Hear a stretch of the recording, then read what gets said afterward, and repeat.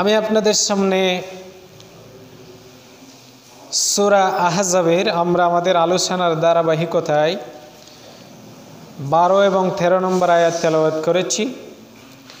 গত জুমাতে 8 নম্বর বিষয়ে আমরা শুরু করেছিলাম এবং 9, 10, 11 এটা মাঝখানে কথার প্রসঙ্গে আসবে।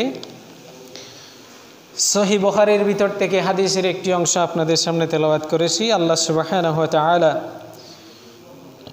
যদি আমাদেরকে তৌফিক দেয় আমরা যেন এখান থেকে শিক্ষা গ্রহণ করতে পারি, সবাই বলে আমিন। আজকে বাংলাদেশের প্রতিটি ইমানদার, প্রতিটি মানুষ, সকল শ্রেণীর মানুষের হৃদয়ে রক্তকরণ হচ্ছে, ঠিক কিনা? যেটা আমরা কাউকে বলতেও পারতেছি না, বুঝাইতেও পারতেছি না। আমি গত জুমার আগের জুমাতে বলেছিলাম, তখনও কিন্তু সেই খবরটা আমরা মিডিয়াতে পাইনি, কিন্তু আমরা কিছু যোগাযোগ সূত্রের মাধ্যমে যেহেতু ইউনিভার্সিটি ছিলাম, ওখান থেকে কিছু ভাইদের সাথে ওখানকার পরিবেশ পরিস্থিতি বন্ধ হয়, যেহেতু বৃহস্পতিবারের রাত থেকে নেট বন্ধ করে দেওয়া হয়েছিল। এরপরে ওই শুক্রবারে কিছু কথা আপনাদের সামনে বলেছিলাম যে বাংলাদেশের ইতিহাসে সেন বংশ, পাল বংশ থেকে শুরু করে যে ইতিহাস ছিল, আজ পর্যন্ত যত বাংলাদেশে অঘটন ঘটেছে তার ভিতরে এবং সর্বশেষ আমাদের ভাষা আন্দোলন এবং স্বাধীনতা যুদ্ধ সহ যে আন্দোলনগুলো হয়েছে অধিকার আদায়ের জন্য, সব আন্দোলনকে এক জায়গায় করলে যত মানুষের, যত ছাত্রছাত্রীর মৃত্যু হয়েছে, কিন্তু এই আন্দোলনে তার চাইতে অধিক পরিমাণ, ঠিক কিনা? আজকে আমি যে আয়াত আপনাদের সামনে তেলাওয়াত করেছি সূরা আহজাবের 12 এবং 13 নম্বর আয়াত, এখানে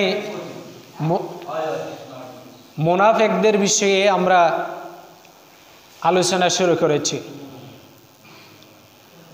কোরআনের কথা বললে, রাসূলের কথা বললে কিছু মুনাফিকদের অন্তরে জ্বালা সৃষ্টি হয়, ঠিক কিনা? আমরা গত জুমার আলোচনাতে রাসূল সাল্লাল্লাহু আলাইহি ওয়াসাল্লামের খন্দকের যুদ্ধে কতটুকু গিয়েছিলাম মনে আছে? কতটুকু গিয়েছিলাম আমরা? পরিখার খননের কাজ শেষ হয়েছে। শেষ হওয়ার পরে যখন রাসূল সাল্লাল্লাহু আলাইহি ওয়াসাল্লাম পরিখার খননের কাজ যখন শেষ হয়েছে, আল্লাহ রাসূল সাল্লাল্লাহু আলাইহি ওয়াসাল্লাম সাহাবায়ে কেরামকে নিয়ে পরিখাকে সামনে নিয়ে, যে খাল ছিল 3 মাইল ব্যাপী, এই খালটাকে সামনে নিয়ে সাহাবায়ে কেরাম 3000 সাহাবায়ে কেরামকে 3 মাইল ব্যাপী একত্রিত করে রাখলেন। তীর নিয়ে, পাথর নিয়ে, যেটা পারে সেটা নিয়ে, যেন কাফেররা আসলে পরিখা অতিক্রম করতে না পারে। রাসূলুল্লাহ ইসলাম অবস্থান নিয়ে আসে। মহিলাদেরকে বনু হারিসের গোত্রের কাছে ওখানে জমায়েত করে রাখা হয়েছে। হযরত হাসান ইবনে সাবিত রাদিয়াল্লাহু তাআলা আনহুকে ওখানে এরকম কয়েকজনকে দায়িত্ব দিয়ে ওখানে রেখে দেওয়া হয়েছে। এখন হঠাৎ করে যখন কাফেররা যখন আসলো, যখন তারা উপস্থিত হলো, তখন এসে দেখতেছে বিশাল এক পরিখা, বিশাল এক লম্বা খাল খনন করা হয়েছে, যেটার চিন্তা চেতনা ধ্যান ধারণা মক্কার কাফেরদের কাছে এবং যে বাহিনী আসছে 20,000-এর, তারা কিন্তু এটা দেখে হতবাক হয়ে গেছে। বলি আলহামদুলিল্লাহ। এখন তারা কি করবে? যখন দেখতেছে এটা কিভাবে পার হবে, কাছাকাছি এটা পার হওয়ার জন্য, জায়গা দেখার জন্য যখন কয়েকজনকে নিকটে পাঠায়, তখন মুসলমানরা তীর মারে, তখন তারা আর কাছে আসতে পারে না। এই অবস্থা দেখে কাফেরেরা মজমুউল আসাল নামক স্থানে, অর্থাৎ খন্দক থেকে আরও প্রায় 1 মাইল দূরবর্তী পেছনে গিয়ে তারা ওখানে তাঁবু স্থাপন করেছে। মক্কার কাফের, কুরাইশ এবং কেনানা তারা এক জায়গায়, আবার বনু কুরাইজা, বনু নাজির আর যে সমস্ত গোত্ররা এসেছিল সবাই এক জায়গায় একত্রে। তারা বনু কুরাইশদের সেনাপতি ছিল আবু সুফিয়ান,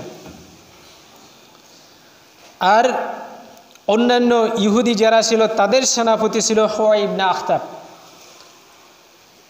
এবার তারা যখন এসে দেখলো যে এখন কি করা যায়, তারা কোনো উপায় দেখতেছে না। কাছে যখন আসে মুসলমানরা তীর মারে, রাত দিন 24 ঘন্টা এটা পাহারা দিচ্ছে, কাফেররা যখন খন্দকের কাছাকাছি আসে তখন মুসলমানরা তীর মারে, এবং এটা ছাড়া অন্য কোনো পথ দিয়ে আসার কোনো জায়গা নাই, স্থান নাই।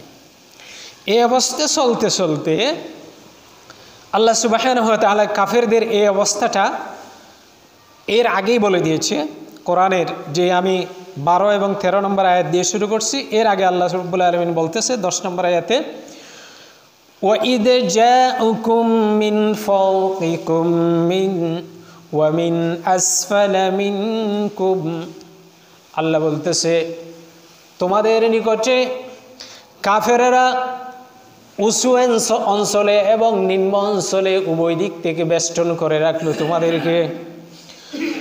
وَإِذْ زَاغَتِ الْأَبْصَارُ وَبَلَغَتِ الْقُلُوبُ, এই অবস্থাটা দেখে মুসলমানদের চক্ষু এমন বিচলিত হয়ে গেল, ওয়াল খানাজিরি, এবং তাদের অন্তর, ওয়াল কুলুবুল হানাজিরি, তাদের অন্তর, তাদের প্রাণ উচ্ছ্বাগত এরকম পরিস্থিতি।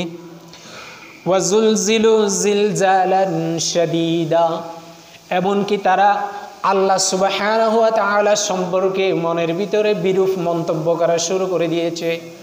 মুসলমানেরা কারা? মুসলমানরা।